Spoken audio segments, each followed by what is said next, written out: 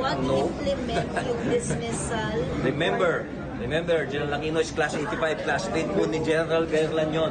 You can never possibly influence an upper class. Remember, I'm just a one-star general then, no? Kita nyo naman yung yung sinabi ni General Aquino, no? He was confused, he doesn't know bakit nagsasalita para sa kanya si Mayor Magalong, no?